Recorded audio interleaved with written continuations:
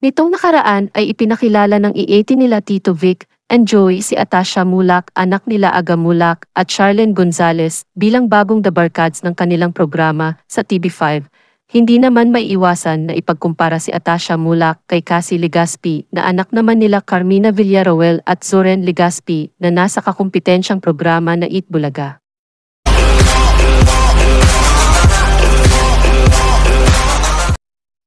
Ani nga ng ilan, magbabanggaan sa tanghalian ang young stars na maganda na ay magaling pang sumayaw. May kalaban na si Cassie Legaspi ng Eat Bulaga dahil pumasok na sa i-80 si Atasha Mulak na isa sa kambalding anak ni Aga Mulak at Charlene Gonzalez. Ipinakilala na si Atasha last Saturday sa i-80 at nagpakita na ng galing sa pagsayaw. Pinayagan na ng kanyang mga magulang si Atasha dahil graduate na ito ng kanyang pag-aaral. Kailangan ng i-80 ng new breed of female young stars, lalo na't may asawa na sina Maha Salvador at Maine Mendoza, kung sakali nga daw na mabuntis na ang dalawa. Ready na ang i-80 sa kapalit. Samantala bagamat hindi dapat, ay pilit pa ring pinagkukumpara ang dalawang young host na sila Cassie at Atasha sa isa't isa. Samantala may kumakalat ding balita na susunod na rin daw ang kambal ni Atasha na si Andres Mulak bilang bagong ipapakilalang host ng i-80 sa mga susunod na araw, subalit wala pa naman itong kumpirmasyon. Sabado, kaya hindi natin natutukan ng talagang tutok na tutok yung paglulunsad kay Atasha Mulak bilang bagong miyembro ng The Barkads. Sayang. Pero may mga nagpadala sa akin ng mga clips tungkol na sa Sabado. Ang ganda-ganda niya mag-project, ano? Nung maganda na siya. Bilang isang teenager, isang babae, napakaganda niya.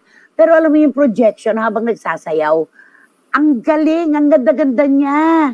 No? Opo, nanay, makikita mo talaga na magugulat ka sa nanggaling dugong artista talaga. Oo naman, oo. At siyempre, napakagwapo ng ama. Maganda ang ina. Alangan naman pong mamunga pa nang hindi maganda ang kanilang kombinasyon. Napakaganda nitong si Atasha, no? At ang maganda sa kanya, ngayon lamang siya pumasok sa mundo ng entertainment kung kailan nagtapos na siya ng pag-aaral. Dahil napakahalaga sa kanilang pamilya ng edukasyon, lalo na kay Aga Mulak, di ba? Ang ganda bata. Gandang-ganda. Tapos ang dami nagte-text sa akin, si John Pamintuan, si Tita Julie Paras, oo nga naman, pantapat daw sa isa pang kambal, di ba? Na si Cassie Legaspi. Ayoko nang magkumpara, no? Magkakaiba naman kasi, magkaiba naman ang kanilang mga katangian. Pero sa unang-una ko pa lamang na pagkakita kay Atasha, noong bata pa, kagandang bata neto, no? Ang ganda-ganda. At saka na, lumaki itong social, pero nakita mo nung lumabas sa TV, talagang minasa niya talaga yung pagpapakilala niya. Sabi nga ng ating kasama na si Jeff Remigio, sabi niya, klaseng bata, napaka-classy, she has class, pero madaling iibigin ng masa. Totoo naman po, totoo naman, kitang-kita mo naman sa kanyang datingan na, oo, class, di ba? Napakaganda na itsura ng breeding lahat-lahat na, pero madaling yayakapin ng ating mga kababayan. Iba yung dating ng bata. Ang ganda-ganda, napaka-positibo. Kaya abangan po natin, miyembro na po ng i-80, bagong miyembro na po ng The Barkads, itong si Atasha Mulak. Subaybayan po natin siya at tignan natin yung mga minana sa kanyang mga magulang kung buhay na buhay sa kanyang pag-entra, di ba? Abang-abang kasi may bago tayong araw-araw na inaabangan kung paano siya dadalhin sa rurok ng tagumpay ang kanyang Yes. At sabi ni Boyzy Caraga, hindi lang classy. Classic ang beauty niya. Oo. Classic ang beauty. Walang kupas. Oo. Ay, nako. Nakakaloka talaga. Ang dami-dami talaga nag-aabang dito kay Atasha Mulak. Okay? Napaka-classy, saucy at panako ni Atasha. Ngayon pa lang, very humble. Sabi ni Catherine Amos, nako, yayamanin ito para magbigkas ng ganyan mga salita. Nakatanggap siya ng pagtawid ng sincerity sa kanyang puso. Di ba? Ay, nako, nasa train pa. Oo. Ibang-iba raw. Nakasakay pala ng train itong si Catherine Amos na katutok sa atin. Oo. Hello po. Uwian na, sabi niya. May nanalo na talaga, inay. Kaya ako laging follow up sa inyo para wala akong malampasan. Oh, di ba? Oh, ayan ako, uwian na, may panalo na raw. Dahil napakaganda raw talaga nitong si Atasha. Classic ang beauty. Correct. Yun. Pang beauty queen po, ang ganda ni Atasha, Nay, no? Sabi ni Marichu Formation Espiritu, syempre, manang-mana sa nanay.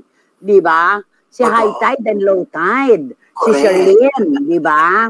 Ayon, Nay, mas bet ko po si Atasha kaysa kay Cassie. Ayan. Umay na ako sa Cassie na yan. Hindi ko bet, best luck, maputi lang, hindi naman maganda. Kamaldita naman itong si Paolo Ubalde.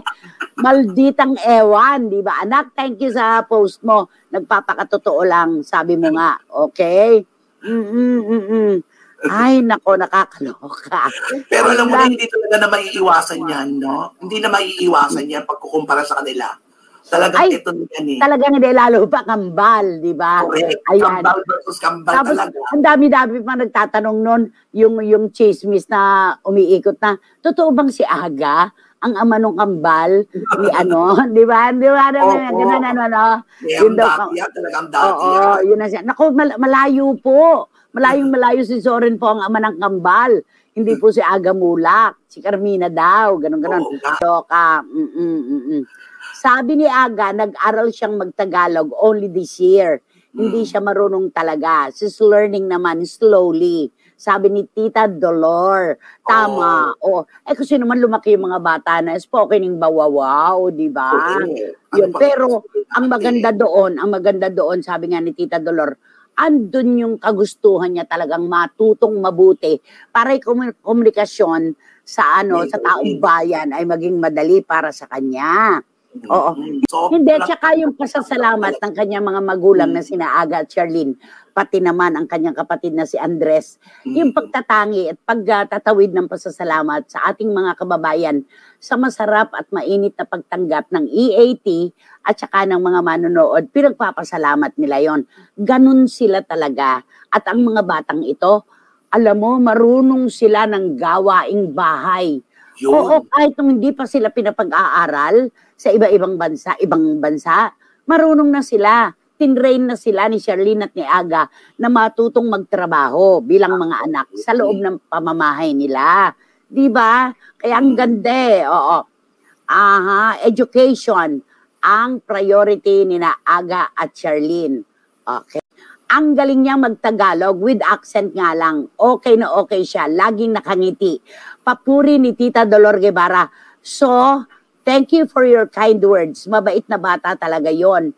Mana sa akin from Aga. Ay, eto. Nag-text ay Tita Dolor.